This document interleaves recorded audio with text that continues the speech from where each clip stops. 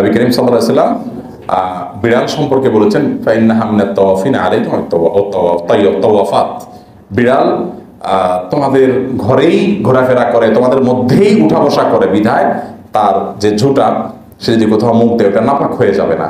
তবে সেক্ষেত্রে সে যদি আপনার গায়ের সাথে শরীরের সাথে লাগে এটা নাপাক হবে না।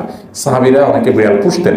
দেখেন আবু হুরায়রা রাদিয়াল্লাহু তাআলা আনহু ওনার নামটাই চেঞ্জ করে দিয়েছেন নবী সাল্লাল্লাহু আলাইহি ওয়াসাল্লাম রসিকতা করে। আব্দুল্লাহ বা আব্দুর রহমান নাম ছিল, এরপর নাম হয়ে গেছে কি আবু হুরায়রা, মানে কি বিড়ালের বাপ। মানে এটা বিড়াল নিয়ে চলতেন, যেমন হাতের ভিতরে থাকতো নিয়ে আসতেন, তো বলছে এই বিড়ালের বাপ, শুরু হয়ে গেছে বিড়ালের বাপ রসিকতা করে। বিড়াল পালা সুন্নাহ। একটা জিনিস দেখবেন, কোরআন হাদিসে যেটাকে অ্যালাউ করছে আজকে পৃথিবীতে দেখবেন যে ওইটার পরে এমন আগ্রহ নাই, যেটা নিষেধ করছে ওইটার পর আগ্রহ সবচেয়ে বেশি। এখন বিড়াল পালার চাইতে কুত্তা পালার আগ্রহ বেশি, ঠিক না বলেন?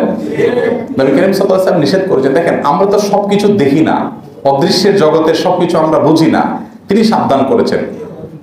শয়তান কুকুরদের আকৃতি ধারণ করে অনেক সময়, আবার সব কুকুরদের আপনি শয়তান, আমি তা বলতেছি না। এবং শয়তান কুকুর যদি কোনো বাসা বাড়ির ভেতরে থাকে সেখানে আল্লাহ রহমতের ফেরেশতা আসে না। আপনি তাহলে বলবেন তা আল্লাহ সৃষ্টি করছেন কেন? আল্লাহ সৃষ্টি, আল্লাহ তো মলমূত্র তৈরি করছেন, এই জন্য আপনি গায়ে মাখাবেন?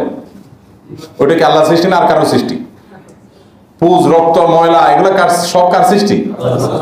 তাহলে বলবেন আপনি না আল্লাহ তাআলা সৃষ্টি করছে, তাহলে আমি কম্বলে মাখায় রাখি বলবেন? তো এটা তো ভালো বুঝেন, আল্লাহ সৃষ্টি করলেই সেটা আপনার গায়ে মাখতে বলছে? আল্লাহই তো বলে দিয়েছে কোনটা থেকে কতটা দূরে থাকবেন, কেন থাকবেন। অতএব কুকুর দেখবেন আজকে পৃথিবীতে কুকুর নিয়ে অনেক মাখামাখি, ডলাডলি, ঘষাঘষি, হ্যাঁ, মানে পারে না ওটারে ওই নিজের পোলাটারে হাঁটায়া কুকুরের কোলে নেয়, আছে না? বিড়াল লালন পালন করা, সেটাকে রাখার ব্যাপারে সাহাবীদের থেকে সমর্থন পাওয়া যায়, হাদিসের সমর্থন। এটার ব্যাপারে তেমন আগ্রহ আছে কিন্তু এত লেভেলের না। সবাই কি নিয়ে পাগল? করতে নেই, কারণ হাদিসে নিষেধ আছে যে ওই জন্য ওইটার শয়তান ওইটার মার্কেটিংটা বেশি করে, ওইটার ফজিলত আমাদেরকে বেশি শোনায়। আল্লাহ আমাদেরকে হারাম থেকে বেঁচে থাকার তৌফিক দান করুন। বিড়াল পালন করা যেমন জায়েজ আছে, বিড়াল মাখামাখি করলেও অসুবিধা।